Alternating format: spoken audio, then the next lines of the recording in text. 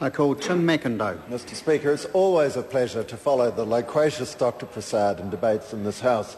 But we need to remember that this Social Security Amendment Bill number 3 is a fairly straightforward and necessary measure designed to restore fairness and equity within our system for paying student accommodation allowances and accident compensation.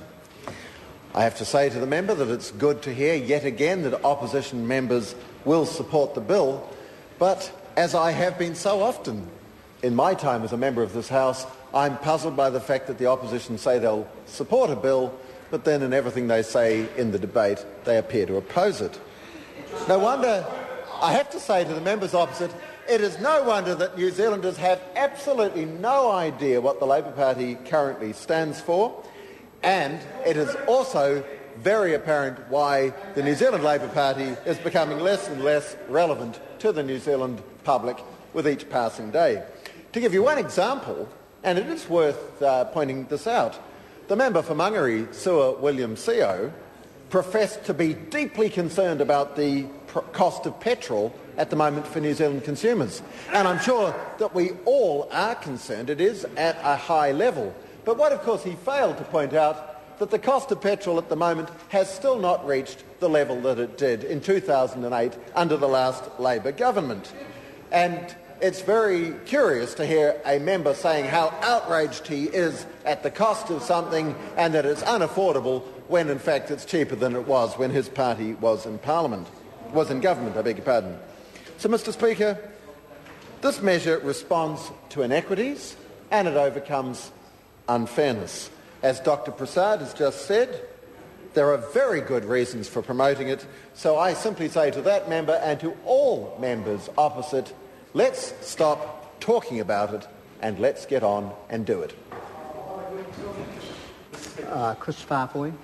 Okay, thank you very much for the opportunity to speak to the Social Security Amendment Bill number 3.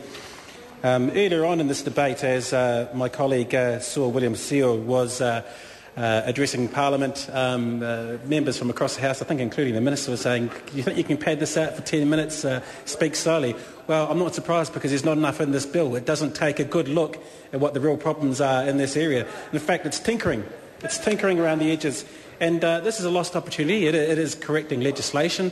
And while the Labour Party will support this bill, I believe, through all stages of the House, there is some concern here that the government is not taking a really good look at what the issues are for the people that it will affect. And the Minister made, in her opening address, a comment that this is about fairness. And if it is, then that's very interesting because in terms of fairness, I think most New Zealanders at the moment, in terms of cost of living, and I would actually challenge Tim McIndoe at the moment around his assertion that petrol is not as high as it was in 2008. I can't remember it being $2.19, I think, what I paid in 2008. I can't remember paying that much for it, but if Tim McIndoe was, I was right. I was sitting up there, but I can't recall in 2008 paying $2.18.9 for a litre of 91 petrol. But maybe Mr McIndoe might want to go check his facts on that and come back to the House just to clarify, just to have a look at whether or not that was true. Again, as I say, this bill, the Minister said, was about fairness. Interesting, that comment, given what is going on in most Kiwi households at the moment, where they think that in terms of cost of living, New Zealand is going backwards. And I think also it was Mr McIndoe, or maybe it was Todd McClay, who mentioned to the House about Labour's policy of making the first $5,000 interest-free. Well, that's exactly about fairness, tax-free.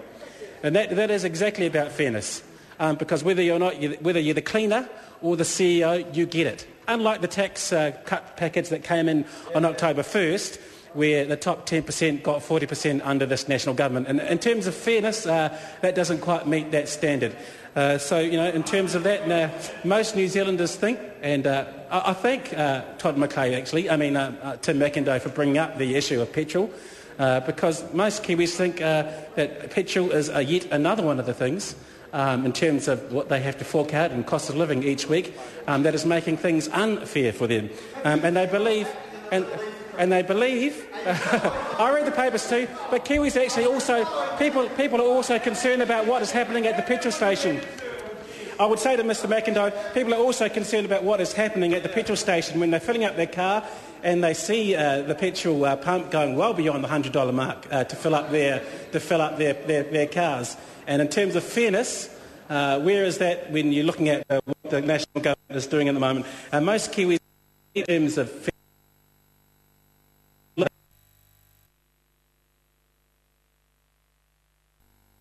most Kiwis feel like they're going backwards, and most Kiwis feel like that they don't. Most feel like this government does not have a plan to get the economy going. And in terms of fairness to ordinary Kiwis, I believe that this government might be out of touch. And going back to the bill, we're talking about tinkering.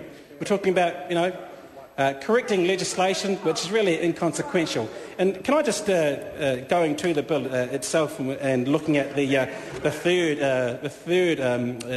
aspect of the bill that I've got on my piece of paper here, which is to clarify the provisions that exclude students who are eligible for assistance under the Student Allowance Regulations 1998 from receiving the accommodation supplement. Now, I guess the intention of that, and as I said before, Labor will support this legislation. I guess the intention of that is to try and help students. But I guess if this government really wanted to help students, they would not support the legislation that the ACT Party is putting up in terms of voluntary student membership. Voluntary student unions, and I think, if I'm correct, the Minister may have been the president of a student union in her student days, are absolutely vital in terms of making sure students have the required assistance that they need at tertiary institutions. And what's going to happen if this legislation goes through is that all the services that students have relied on over time will no longer be available to students. And in the fairness game for students, that does not match up. Can I also just look at the disincentive that Rajan Prasad spoke to about whether or not the disincentive for getting both the allowance and an accommodation supplement for part-time workers. While that does address the question of fairness, we on this side of the House will definitely address fairness in the upcoming election, because we do have a plan to make sure that we give most Kiwis a fair go and make sure everyone pays their fair share. And I guess that's what the $5,000 tax-free on the first free $5,000 of salary is exactly about. And we will make sure that the economy will work. We will make sure the economy will work for most ordinary Kiwis, and we'll be introducing legislation that will make sure that we focus on jobs and creating jobs, not the kind of tinkering legislation that we have before the House at the moment. And we won't be tinkering either with our state-owned assets. We won't be tinkering with those. They will stay in the ownership of the ordinary Kiwis who already own them. And we will make sure that they're protected from being sold offshore. So those profits that come from our state-owned assets, I believe it's somewhere in the region of $750 million a year, will stay right here, so they are going towards paying for the essential services that Kiwis rely on. And now, when I'm talking about services, let's talk about public services and the fairness of what the government... Let's talk about public services and the fairness around what the government is planning to do there. Now, unfortunately, this House... Order. Can I just ask members that the noise level be reduced? It's becoming increasingly difficult to hear the member. So please calm it down.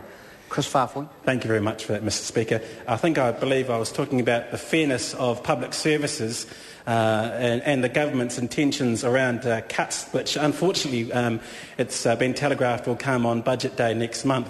And the fairness that will have on ordinary Kiwis who rely on very essential public services around health, around education, and how is it fair that we're getting this tinkering legislation and a massive whack when the budget comes through next month?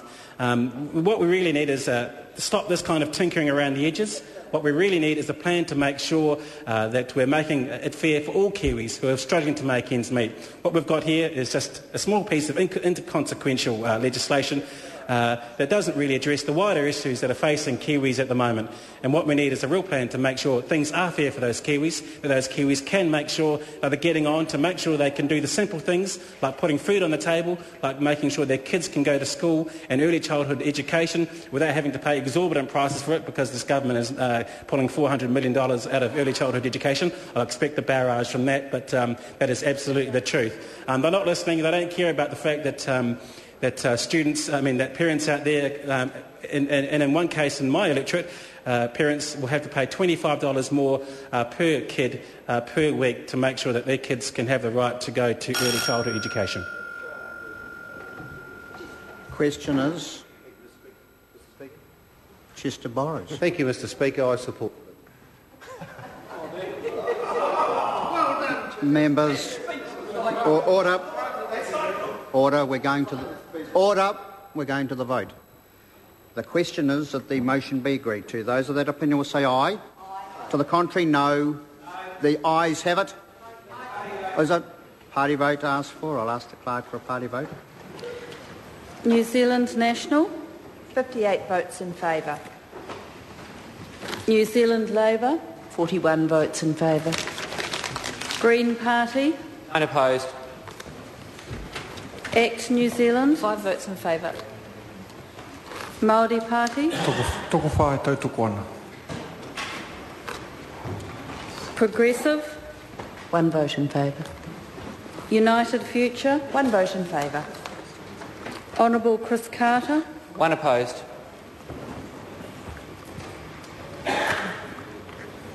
Hone Harawira. Any other votes?